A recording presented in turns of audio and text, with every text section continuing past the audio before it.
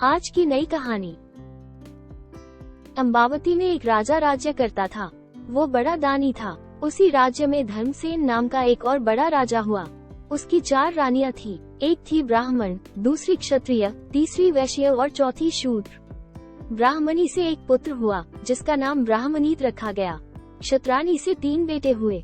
एक का नाम शंख, दूसरे का नाम विक्रमादित्य और तीसरे का भर्तृहरि रखा गया। वैश्य से एक लड़का हुआ जिसका नाम चंद्र रखा गया। शूद्रानी से धन्वंतारी हुए। जब वे लड़के बड़े हुए तो ब्राह्मणी का बेटा घर से निकल पड़ा और धारापुर आया। हे राजन, वहाँ के राजा तुम्हारे पिता थे। उस लड़के ने राजा को मार डाला और राज्य अपने हाथ में लेकर के उज्जैन पहुँचा। संयोग की बात है कि उज्जैन में आते ही वो मर गया। उसके मरने पर क्षत्राणी का बेटा शंख गद्दी पर बैठा। कुछ समय बाद विक्रमादित्य गद्दी पर बैठे।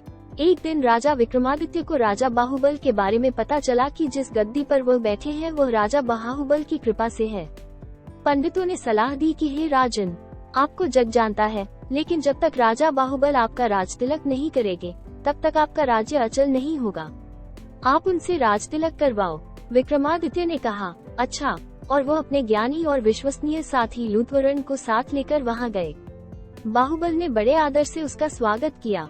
5 दिन बीत गए। लूथवरण ने विक्रमादित्य को सलाह दी कि जब आप विदा लेंगे तब राजा बाहुबल आपसे कुछ मांगने को कहेंगे। राजा के घर में एक सिंहासन है जिसे साक्षात महादेव ने राजा इंद्र को दिया था और बाद में इंद्र ने बाहुबल को दिया। उस सिंहासन में ये गुण है कि जो उस पर बैठेगा वो 7 द्वीप नवखंड पृथ्वी पर राज करेगा। उसमें बहुत से जवाहरात जड़े हैं। उसमें सांचे में ढालकर 32 पुतलियां लगाई गई है। हे राजन, तुम उसी सिंहासन को मांग लेना। अगले दिन जब विक्रमादित्य विदा लेने गए तो उसने वही सिंहासन मांग लिया। राजा बाहुबल वचन से बंधे थे।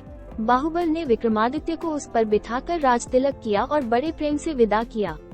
राजा विक्रमादित्य ने लौटते ही सभा की और पंडितों को बुलाकर कहा, मैं एक अनुष्ठान करना चाहता हूँ। आप देखकर बताएं कि मैं इसके योग्य हूँ या नहीं। पंडितों ने कहा, आपका प्रताप तीनों लोकों में छाया हुआ है। आपका कोई बैरी नहीं। जो करना हो कीजिए। अपने खानदान के सब लोगों को बुलाइए। 1.25 लाख कन्या दान और 1.25 लाख गाय दान कीजिए।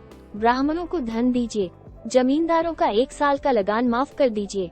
इतना कहकर पुतली रत्नमंजरी बोली, हे राजन, आपने अगर कभी ऐसा दान किया है तो सिंहासन पर अवश्य बैठे।